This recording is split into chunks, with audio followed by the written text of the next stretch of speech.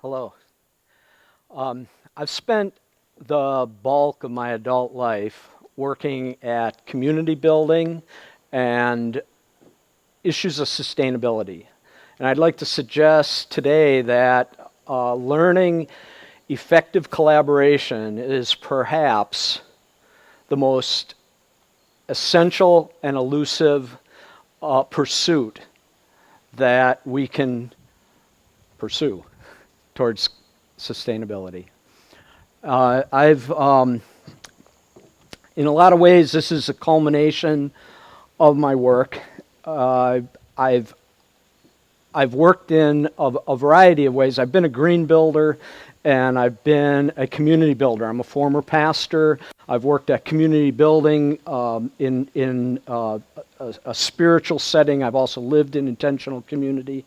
I've worked at cooperative businesses, and I find I had a conversation this morning with somebody, and it was basically I continue to realize I'm still, even though this is the bulk of my work, I still feel so far from really being able to pursue what we need to pursue in the collaboration. In order to have a sustainable future, we need to be able to build resilient community, and we need to be able to change our social structures. We're in dire need to build both of those things in our culture. And it starts with a new story.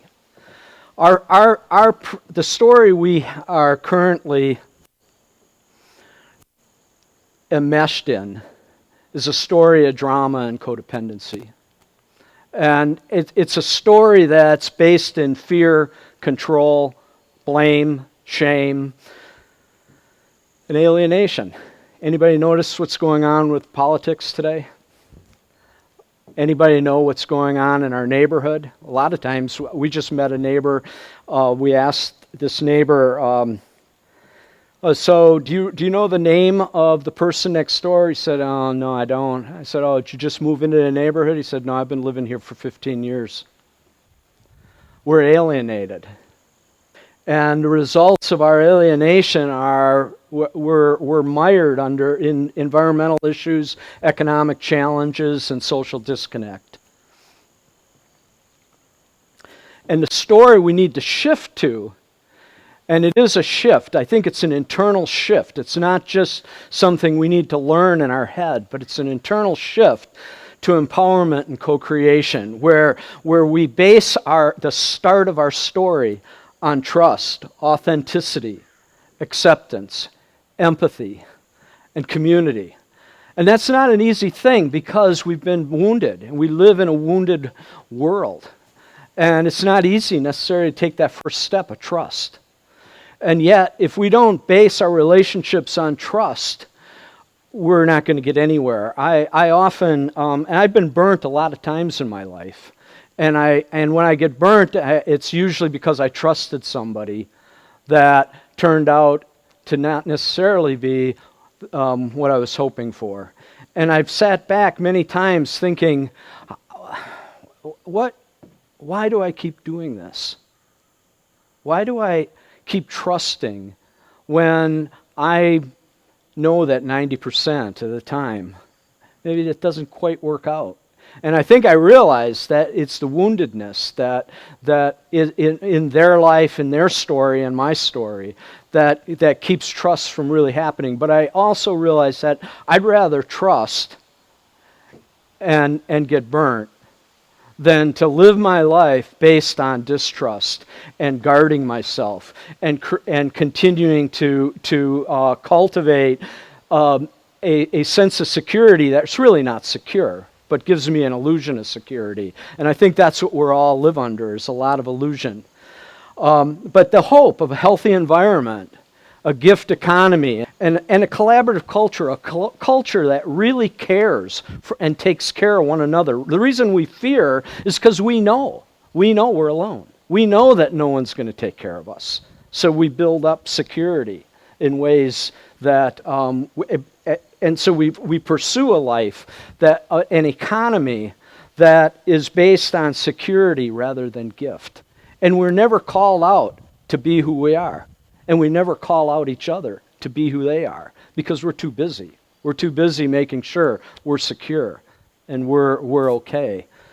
But we need a change, and the change starts with a radical paradigm shift.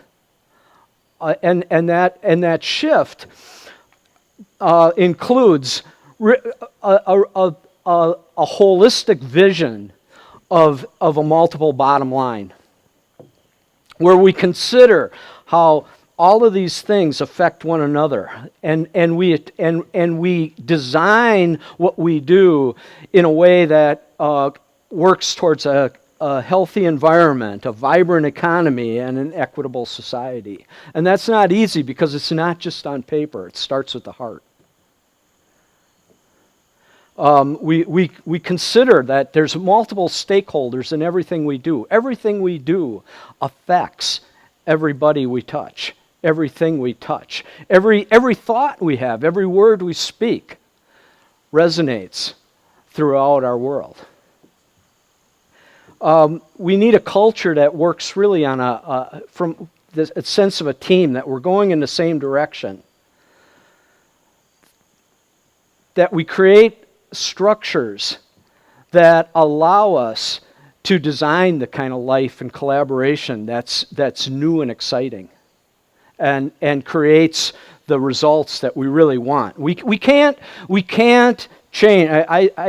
Isn't it Einstein that said we can't change? We can't make something new thinking the way the old thing was thought about. That's my paraphrase.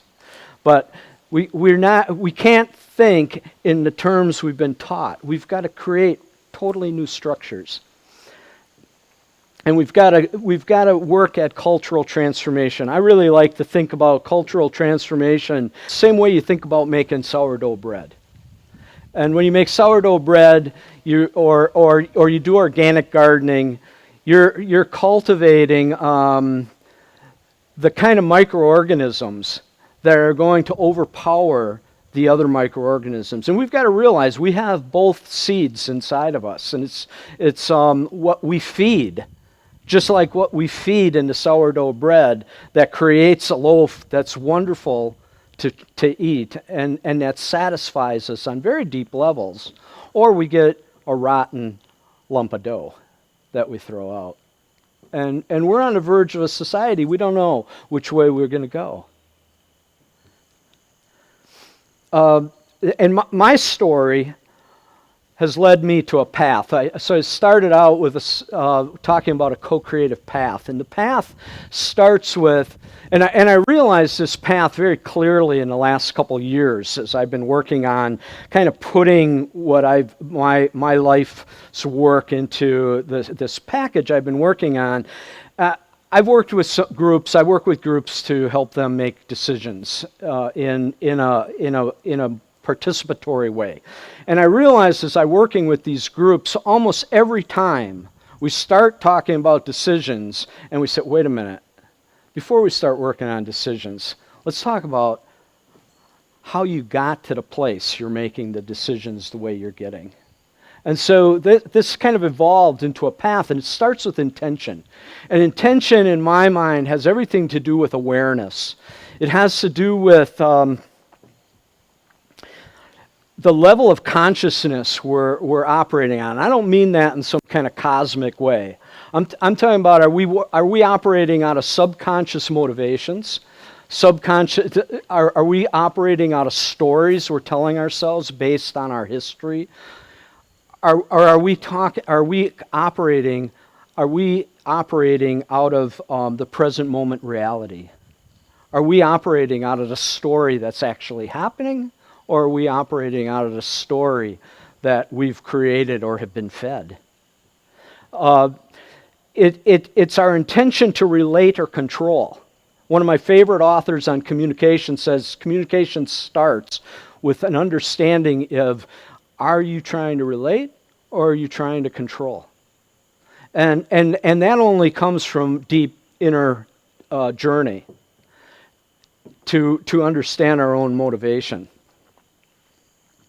So personal intention that is able to be clear and honest first with yourself, doing that inner work is the first step towards collaboration. Collaboration won't happen outside of that awareness and intention.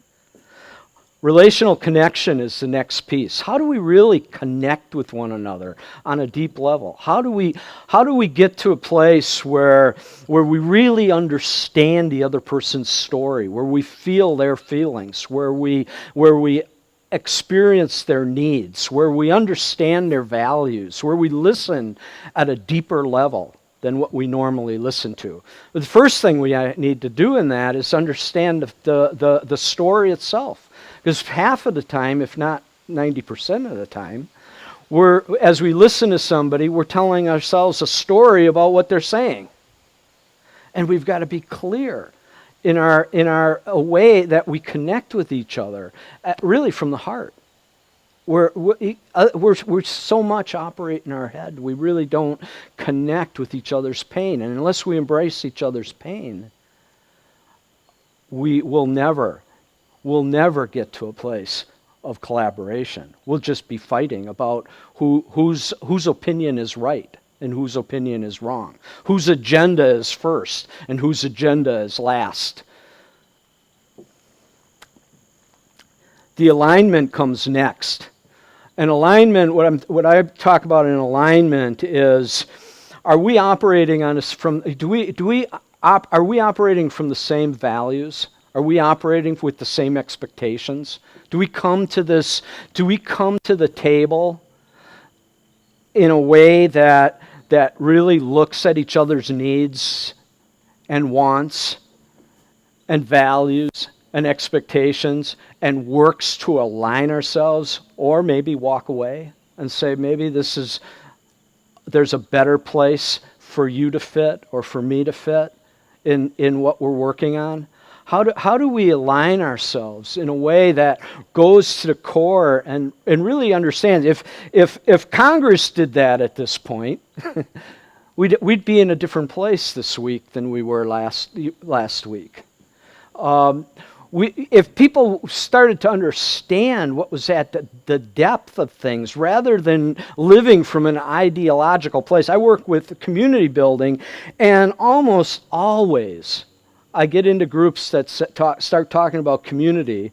And I talked with one group, they said they spent the first 3 years fighting over whose idea of community was the right idea of community. Well, my idea of community is whatever we co-create together, and that we is whoever shows up at the table. It's not my ideology of community or yours. It's what we actually do together. And alignment is the first thing we do together. Finally, we get to the collaborative innovation. What do we co-create together? And co-creation has to do with, first, I think, decision-making. And this is the place I said I start at. Often groups wants to start at decision-making. But I take them to the other end of the path and say, how is your awareness of what's actually going on? Is it accurate? Do you understand yourself? Do you understand your motivations? Are you connecting with each other, or are you filled with disrespect and disharmony and assumptions and accusations? Are you aligned? Are your values aligned enough that you can make decisions? And once you're there, then it's decision. How do we make decisions that are truly participatory and rooted in consent? And I use a process called sociocracy to facilitate decision making that works with. But the main part I love about it is consent, because consent is something we all live with. We all live our lives based on consent, whether it's conscious or subconscious. So whatever we put up with in life, we are consenting to. But the decision-making, participatory decision-making, requires a consent that is conscious. It's designing solutions that we can all live with. And finally, it's taking, in collaborative innovation, it's taking conflict and turning it from a problem to a creative opportunity. It's transforming conflict into something that's welcomed, into seeing, wow, you see that different than me? Let's see how we can tap into that synergy and create something new and fresh, something that's beyond us. To do that, to follow that path that I'm talking about, we need to redefine leadership. And I really love the word servant leadership that comes from, I think it's Robert Greenleaf years ago. And the way I define it, I kind of put the four pieces coinciding with the path that I'm talking about. A leader, first of all, has to take a position of servanthood. That a true leader, the true leader we need in this world is a leader that is empowering others to lead according to their gifts. And a true leader is contemplative.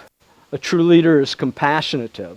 A true leader is creative, and a true leader is collaborative, that shares the leadership.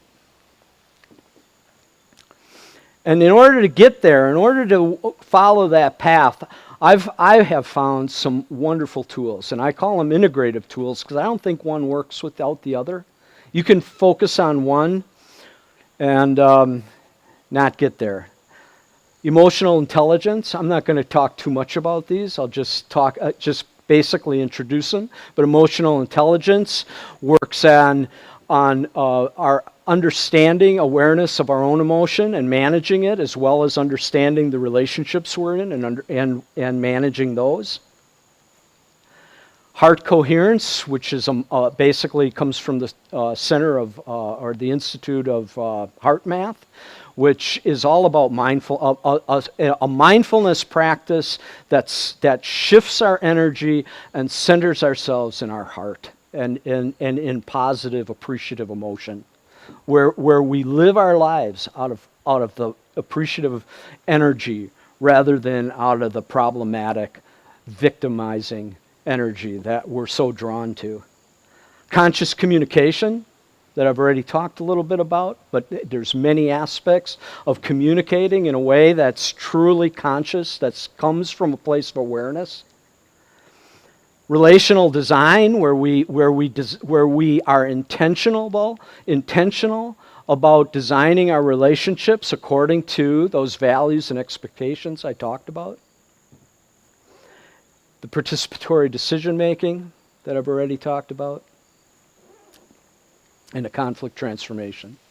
Those are the two. We need an integrative set of tools if we're going to succeed in being the leaders that we need to be and to create the collaboration we need to achieve. Thanks.